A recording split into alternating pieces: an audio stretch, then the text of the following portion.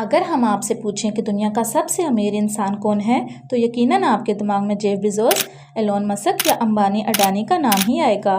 لیکن کیا آپ جانتے ہیں کہ ہسٹری میں ایک انسان ایسا بھی تھا جس کے پاس آج کے ان تمام امیر ترین لوگوں سے بھی زیادہ دولت تھی؟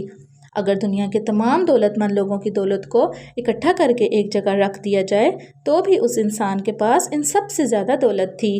کئی تاریخ دانوں نے تو یہاں تک لکھا ہے کہ اس انسان کے پاس اتنی دولت تھی کہ اس کا اندازہ آج تک نہیں لگایا جا سکا۔ یہ انسان مصر، انگلینڈ، فرانس یا روس کا کوئی بادشاہ نہیں بلکہ ویسٹ افریقہ میں واقع ایک کنٹری مالی کا بادشاہ تھا جس کا نام تھا منسا موسیٰ۔ منسا موسیٰ تاریخ کا سب سے امیر انسان تھا۔ آج کی ویڈیو میں ہم آپ کو بتائیں گے کہ منسا موسیٰ کون تھا، اس کے پاس کتنی دولت تھی اور جب یہ حج کے سفر پر نکلا تو راستے میں اس نے کیا تاریخ رقم کی۔ ریئل سٹوریز کی ویڈیوز میں ایک بار پھر سے خوش آمدید۔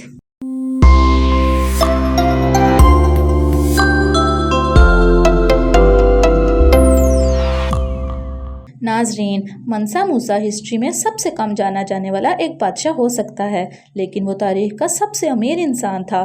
اس کے پاس اتنا پیسہ تھا کہ برج خلیفہ جیسی 300 بلڈنگز بنائی جا سکتی تھی۔ منسا موسیٰ آج دنیا کے سب سے زیادہ دولت مند لوگوں سے بھی زیادہ ڈالرز کا مالک تھا۔ آج دنیا کے سب سے زیادہ امیر لوگوں نے ٹیکنالوجی کے ذریعے دولت اکٹھی کی ہے مگر منسا موسیٰ نے اپنا امپائر نمک اور سونے سے کھڑا کیا تھا۔ منسا موسیٰ کی دولت کے بارے میں کہا جاتا ہے کہ اگر اس وقت اس کی دولت گنی جاتی تو کئی صدیاں بیت جاتی لیکن اس کی دولت ختم نہ ہوتی۔ منسا موسیٰ صرف اپنی دولت کی وجہ سے ہی نہیں دنیا میں مشہور ہوئے تھے بلکہ اس کے کچھ قصے کہانیاں بھی ہیں جو اسے تاریخ کا سب سے الگ انسان بناتی ہیں۔ دوستو، 1280 میں ویسٹ افریقہ کے ایک کنٹری مالی میں منسا موسیٰ کا جنم ہوا۔ اس کا اصل نام صرف موسیٰ تھا اور وہ ایک مسلمان تھا۔ دراصل مالی میں منسا کا مطلب بادشاہ ہوتا ہے، اس لیے جب یہ مالی کا بادشاہ بنا تو اسے منسا موسیٰ کے نام سے پکارا جانے لگا۔ منسا موسیٰ کے مالی کا اقتدار سنبھالنے سے متعلق کئی کہانیاں جڑی ہیں۔ کہتے ہیں کہ اس وقت کے مالی کے راجا کی خواہش تھی کہ وہ اٹلانٹک کے دوسری طرف کی دنیا کو دیکھ سکیں۔ اپنی اسی خواہش کو پورا کرنے کے لیے وہ 3000 بحری جہازوں کے ساتھ اس مشن پر نکل پڑے۔ سفر پر جانے سے پہلے راجا نے منسا موسیٰ کو مالی کا راجا بنا دیا۔ وہ خود اس مشن پر جانے کے بعد کبھی واپس نہیں لوٹے۔ کسی کا کہنا ہے کہ مالی کے راجا اٹلانٹک کے دوسری طرف پھنس گئے تھے جبکہ کسی کا خیال ہے کہ راجا اٹلانٹک کے گہرے پانی میں ڈوب گئے تھے۔ خیر، جو بھی ہو، اب مالی کے راجا منسا موسیٰ تھے۔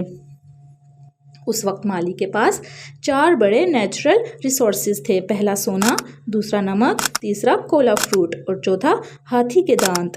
منسا موسیٰ نے راجا بنتے ہی سب سے پہلے بمبوک پر حملہ کیا کیونکہ اس وقت بمبوک میں ایشیا اور یورپ کی سب سے بڑی گولڈ مائن تھی۔ اس کے پاس منسا موسیٰ نے نمک بنانے والی کئی ممالک پر بھی حملہ کر کے جیت حاصل کی۔ بڑے بڑے نیچرل ریسورسز پر حملہ کرنے کے بعد منسا موسیٰ ایشیا، یورپ اور پورے افریقہ میں نمک اور سونے کی تجارت کرنے لگا۔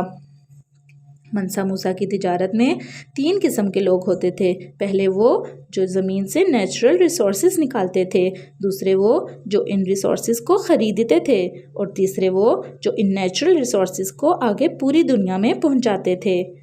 منسا موسیٰ ہمیشہ ایک بات کا خیال رکھتا تھا کہ ان نیچرل ریسورسز کے بارے میں اس کے دشمنوں کو پتہ نہ چلے، اسی لیے اس کی تجارت کافی خفیہ طریقے سے ہوتی تھی جس کے بارے میں بہت ہی کم لوگ جانتے تھے۔ دوستو، آج کے دور میں ہم جس مالی کو دیکھتے ہیں وہ کافی چھوٹا ہے لیکن 15ویں صدی تک مالی ایک بڑی سلطنت ہوا کرتا تھا جس میں افریقہ کا ایک بڑا علاقہ آباد تھا۔ اسی لیے اس وقت مالی پر اکیلا راج کرنے والا منسا موسیٰ بھی حد سے زیادہ امیر ہوا کرتا تھا۔ منسا موسیٰ کی امیری کا قصہ اس کے حج کے سفر سے بھی جڑا ہے۔ جیسے کہ وہ ایک مسلمان تھا اور ہر مسلمان کی خواہش ہوتی ہے کہ زندگی میں وہ ایک بار حج ضرور کرے۔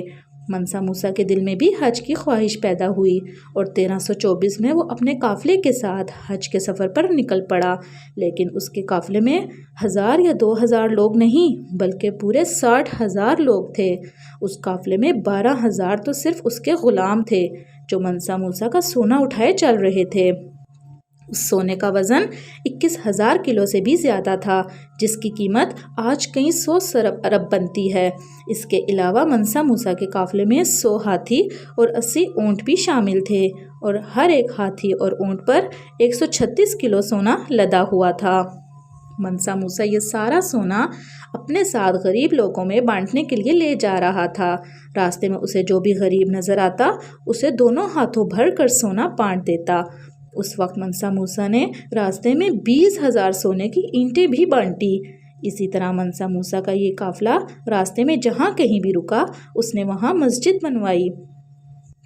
سفر کے دوران جب منسا موسیٰ کا قافلہ مصر کے کیپٹل قاہرہ کی سرحدوں پر پہنچا تو اس نے پیرامڈز آف غزہ کے مقام پر پہنچ کر 3 دن کے لیے پڑاؤ ڈالا اور پھر قاہرہ شہر میں انٹر ہونے کا فیصلہ کیا۔ قاہرہ کے لوگوں نے جب اتنا بڑا قافلہ اپنے شہر میں انٹر ہوتا دیکھا تو انہوں نے اس کی اطلاع اپنے حکمران کو دی۔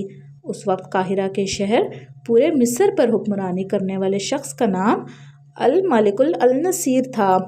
الملک النصیر نے فوراً اپنا ایک نمائندہ منسا موسیٰ کی طرف روانہ کیا۔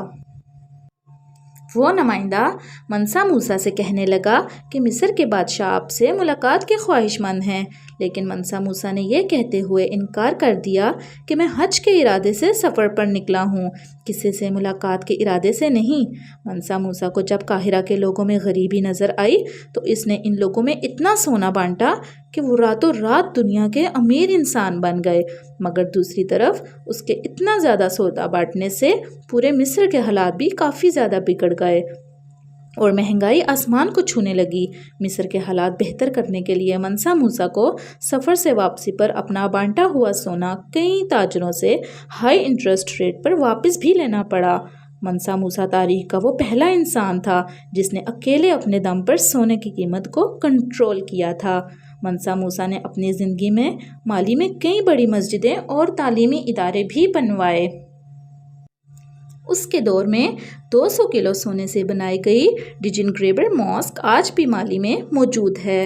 تقریباً 25 سالوں تک مالی پر راج کرنے کے بعد 1337 میں منسا موسیٰ کی موت ہو گئی اور ساتھ ہی اس کی امیری کا یہ قصہ بھی ختم ہوا۔